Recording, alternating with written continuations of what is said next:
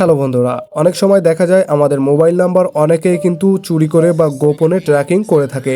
তো কিভাবে করে থাকে, আমাদের ডায়াল প্যাডে একটা কোড বসিয়ে তারা কিন্তু ট্র্যাকিংটা করে থাকে। তো ট্র্যাকিং করলে কি হয়, আমাদের ফোনে কল বা মেসেজ আসলে তার ফোনে চলে যায়। তো আপনি কিভাবে বুঝবেন আপনাদের মোবাইল নাম্বার ট্র্যাকিং করা হচ্ছে, চলুন আজকের ভিডিওতে দেখে নেওয়া যাক। ওকে, শুরুতে আমরা ডায়াল প্যাড ওপেন করে নেব এবং এখানে একটা কোড লিখে দেবো *#21#। স্ক্রিনে লক্ষ্য করছেন *#21# দিয়ে জাস্ট কি করবেন, এখানে নিচে কল অপশন পেয়ে যাচ্ছেন, এখানে ক্লিক করে দিবেন। তো দুইটা সিম হলে যে সিমে করতে চাচ্ছেন সেই সিমটা সিলেক্ট করে দিবেন। তো আমার যেহেতু একটা সিম, জাস্ট আমরা কলে ক্লিক করে দিলাম।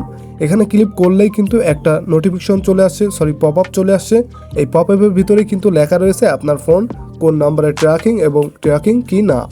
তো এখানে আমরা স্টেপ বাই স্টেপ সকল কিছুই পেয়ে যাচ্ছি। প্রথমেই রয়েছে দেখতে পাচ্ছেন ভয়েস নট ফরওয়ার্ডিং, এরপরে রয়েছে ডাটা নট ফরওয়ার্ডিং, সবগুলোই কিন্তু এখান থেকে নট ফরওয়ার্ডিং।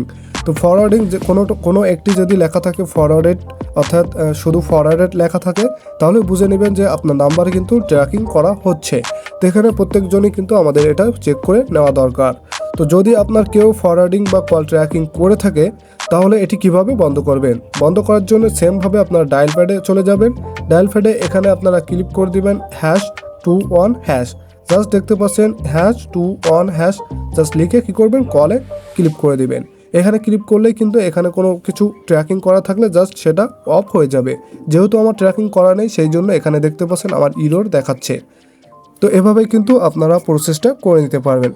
আজকের এই ভিডিওটা উপকার হয়ে থাকলে ছোট্ট এই চ্যানেলটি সাবস্ক্রাইব করে পাশে থাকুন। আল্লাহ হাফেজ।